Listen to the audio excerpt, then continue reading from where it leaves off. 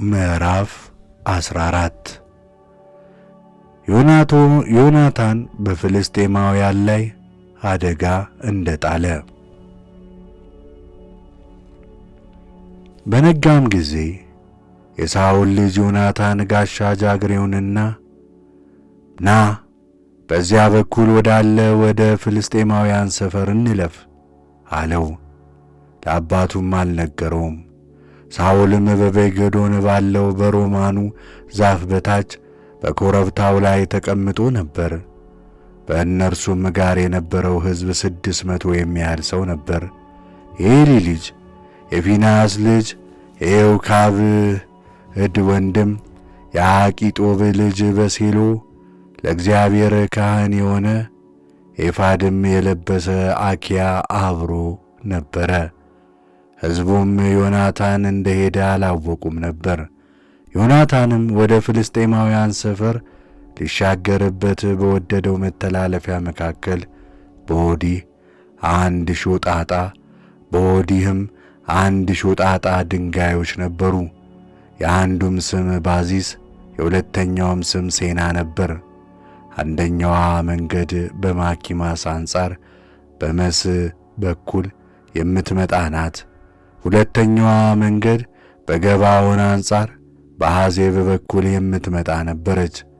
ዮናታንም ጋሻ ጃግሬውን ና ወደ እነዚህ ቁላፉን ሰፈር እንለፍ፣ በብዙ ወይም በጥቂት ማዳን እግዚአብሔርን አያስቸግረውምና ምናልባት እግዚአብሔር ይረዳን ይሆናል አለው። ጋሻ ጃግሬውም ልብ ያሰኘህን ሁሉ አድርግ፣ እነሆ ካንተ ጋርም ነኝ፣ እንዳንተ ልብ የእኔም ልብ እንዲሁ ነው አለው። ዮናታንም አለው እነሆ ወደ ሰዎቹ እናልፋለን፣ ወደ እነርሱ እንቀርባለን፣ እነርሱም እስክንነግራቸው ድረስ ርቃችሁ ቆዩ ቢሉን ርቀን እንቆማለን። ወደ እነርሱም እንወጣለን፣ ነገር ግን ወደ እኛ ውጡ ቢሉን እግዚአብሔር በእጃቸው አሳልፎ ሰጥቷቸዋልና እንወጣለን፣ ምልክታችን ይህ ይሆናል አለ። ሁለታቸውም ወደ ፍልስጤማውያን ሰፈር ገቡ። ፍልስጤማውያንም እነሆ ዕብራውያን ከተሸሸጉበት ጉድጓድ ይወጣሉ አሉ። የሰፈሩም ሰዎች ዮናታንንና ጋሻ ጃግሬውን ወደ እኛ ውጡ፣ አንድ ነገርንም እንነግራችኋለን አሉ። ዮናታንም ጋሻ ጃግሬውን እግዚአብሔር በእስራኤል እጅ አሳልፎ ሰጥቷቸዋልና ተከተለኝ አለው። ዮናታንም በእጁና በእግሩ ወጣ፣ ጋሻ ጃግሬውም ከእርሱ ጋር ነበረ። ዮናታንም ፊቱን መልሶ ገደላቸው፣ ጋሻ ጃግሬውም ተከትሎ ገደላቸው። የዮናታን የጋሻ ጃግሬውም በወንጭፍና በዱላ የመጀመሪያ ግድያቸው በአንድ ትልም እርሻ መካከል 20 ያህል ሰው ነበር። በሰፈሩም በእርሻውም ድንጋጤ ሆነ። በሰፈሩ የተቀመጠ ሕዝብና የሚዋጉትም ሁሉ ተሸበሩ፣ መዋጋትም አልቻሉም። ምድሪቱም ተናወጠች፣ ከእግዚአብሔር ዘንድ ታላቅ ድንጋጤም መጣ። በብንያም ገባዖን ያሉ የሳኦል ዘበኞች ተመለከቱ፣ እነሆም ሰራዊቱ ወዲህና ወዲያ እየተራወጡ ተበታተኑ።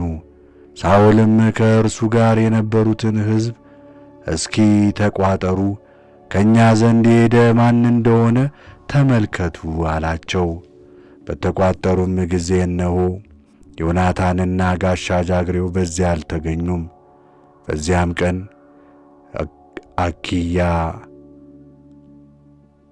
በእስራኤል ልጆች ፊት ኤፋድ ይለብስ ነበርና ሳኦል ኤፋዱን አምጣ አለው። ሳኦልም ከካህኑ ጋር ሲነጋገር በፍልስጤማውያን መንደር ግርግርታ እየበዛ ሄደ። ሳኦልም ካህኑን እጅህን መልስ አለው። ሳኦልም ከእርሱ ጋር የነበሩ ሕዝብ ሁሉ ተሰብስበው ወደ ውጊያው መጡም። እነሆም የእያንዳንዱ ሰው ሰይፍ በባልንጀራው ላይ ነበረ። እጅግም ታላቅ ሽብር ሆነ። ቀድሞ ከፍልስጤማውያን ጋር የነበሩና ወደ ሰራዊቱ የወጡ አገልጋዮች ከሳኦልና ከዮናታን ጋር ወደ ነበሩ እስራኤላውያን ለመሆን ተመለሱ። በተራራማው የኤፍሬም ሀገር የተሸሸጉ እስራኤል ሁሉ ፍልስጤማውያን እንደሸሹ በሰሙ ጊዜ እነርሱ ደግሞ ሊወጋቸው ተከተሏቸው። እግዚአብሔርም በዚያ ቀን እስራኤልን አዳነ። ውጊያውም በባሞት በኩል አለፈ።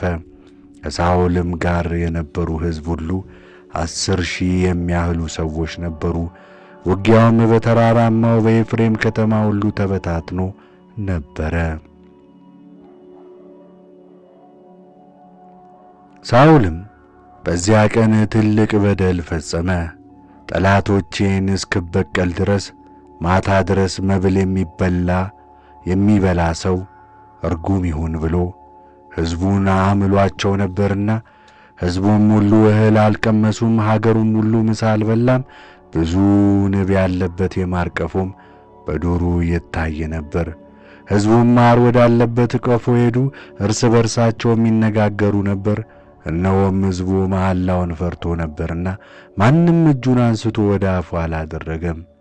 ዮናታን ግን አባቱ ሕዝቡን ባማለ ጊዜ አልሰማም ነበርና እርሱ በእጁ ያለችውን በትር አንስቶ ጫፍዋን ወደ ወለላው ነከረ፣ እጁንም ወደ አፉ አደረገ። ዓይኑም በራ። ከሕዝቡም አንድ ሰው መልሶ አባትህ ዛሬ መብል የሚበላ ሰው እርጉም ይሁን ብሎ ሕዝቡን መሐላ ምሏቸዋል አለው። ሕዝቡም ደከሙ። ዮናታንም አባቴ ምድሪቱን አስቸገረ፣ ከዚህ ማር ጥቂት ብቀምስ ዓይኔ እንደበራልኝ እዩ። ይልቅስ ሕዝቡ ካገኙት ከጠላቶቻቸው ምርኮ በልተው ቢሆን ኑሮ የፍልስጤማውያንን መመታት ይበልጥ አልነበረምን? አለ። በዚያ ቀን ፍልስጤማውያን በማኪማስ መቷቸው። ሕዝቡም እጅግ ደከሙ። ሕዝቡም ወደ ምርኮ ሄዱ። በጎችን፣ በሬዎችን፣ ጥጆችን ወስደው እንዳገኙ በምድር ላይ አረዱ። ሕዝቡም ከደሙ ጋር በሉ። ለሳኦልም እነሆ ሕዝቡ ከደሙ ጋር በመብላታቸው እግዚአብሔርን በደሉ ብለው ነገሩት። ሳኦልም በጌቴም ትልቅ ድንጋይ አንከባላችሁ አቅርቡልኝ አላቸው። ሳኦልም በሕዝቡ መካከል እየዞራችሁ እያንዳንዱ ሰው በሬውንና በጉን ወደ እኔ ያቅርብ፣ በዚህም ረዱና ብሉ፣ ከደሙም ጋር መብላታችሁ እግዚአብሔርን አትበድሉ፣ ከደሙም ጋር በልታችሁ እግዚአብሔርን አትበድሉ በሏቸው አለ። እያንዳንዱም ሰው ሁሉ በእጁ ያለውን በዚያች ሌሊት አቀረበ፣ በዚያም አረደው። ሳኦልም በዚያ ለእግዚአብሔር መሠዊያን ሠራ። ይኸውም ሳኦል ለእግዚአብሔር የሠራው የመጀመሪያው መሠዊያው ነው። ሳኦልም ፍልስጤማውያንን በሌሊት ተከትለን እንውረድ፣ እስኪነጋም ድረስ እንበዝብዛቸው፣ አንድስ እንኳን አናስቀርላቸው አለ። እነርሱም ደስ የሚያሰኝህን ሁሉ አድርግ አሉት። ካህኑም ወደ እግዚአብሔር እንቅረብ አለ። ሳኦልም ልወርድና ፍልስጤማውያንን ልከተልን? እስራኤልም እጅ አሳልፈ ትሰጣቸዋለህን? ብሎ እግዚአብሔርን ጠየቀው። በዚያ ቀን ግን እግዚአብሔር አልመለሰለትም። ሳኦልም እናንተ የእስራኤል አለቆች ሁሉ ወደዚህ አቅርቡ፣ ዛሬ ይህ ኃጢአት በማን እንደሆነም እወቁ፣ ተመልከቱም።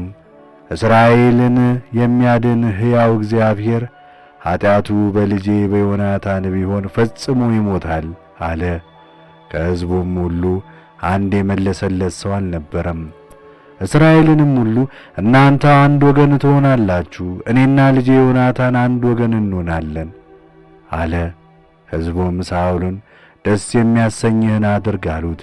ሳኦልም እግዚአብሔርን የእስራኤል አምላክ ሆይ ለእኔ ለባሪያ ዛሬ ያልመለስክልኝ ስለምንድን ነው? ይህች በደል በእኔ በልጄ በዮናታን እንደሆነች አቤቱ የእስራኤል አምላክ ሆይ ተናገር። ዕጣው ይህን የሚገልጥ ከሆነ ለሕዝብ ለእስራኤል እውነት ግለጥ አለ። ዕጣም በዮናታንና በሳኦል ላይ ወጣ፣ ሕዝቡም ነፃ ወጣ። ሳኦልም በእኔና በዮናታን መካከል ዕጣ አጣጥሉን፣ እግዚአብሔር ዕጣ ያወጣበትም ይሞታል አላቸው። ሕዝቡም ሳኦልን እንዲህ ያለ ነገር አይሆንም አሉትኝ። ሳኦልም ሕዝቡን እምቢኝ አላቸው። በእርሱና በልጁ በዮናታን መካከል ዕጣን አጣጣሉ። ዕጣውም በልጁ በዮናታን ላይ ወጣ። ሳኦልም ዮናታንን ያደረግከውን ነገር ንገረኝ አለው። ዮናታንም በእጄ ባለው በበትሬ ጫፍ ጥቂት ማር በርግጥ ቀምሻለሁ፣ እነሆኝ እሞታለሁ ብሎ ነገረው። ሳኦልም እግዚአብሔር እንዲህ ያድርግብኝ እንዲህም ይጨምርብኝ፣ ዛሬ ፈጽመህ ትሞታለህ አለ። ሕዝቡም ሳኦልን በውኑ በእስራኤል ዘንድ ታላቅ መድኃኒት ያደረገ ዮናታን ዛሬ ይሞታልን? ይህም አይሁን፣ ዛሬ ለሕዝቡ ከእግዚአብሔር ጋር አድርጎናልና ሕያው እግዚአብሔርን ከራሱ ጠጉር አንዲት በምድር ላይ አትወድቅም አሉት። ሕዝቡም ያን ጊዜ ስለ ዮናታን ጸለዩ፣ እርሱም አልተገደለም። ሳኦልም ፍልስጤማውያንን ከመከተል ተመለሰ። ፍልስጤማውያንም ወደ ስፍራቸው ሄዱ። ሳኦልም መንግሥቱን በእስራኤል ላይ አጸና። በዙሪያውም ካሉት ከጠላቶች ሁሉ ጋር ከሞዓብም ከአሞንም ልጆች ከኤዶምያስም ከቢዖርም ከሱባም ነገሥታት ከፍልስጤማውያንም ሁሉ ጋር ይዋጋ ነበር።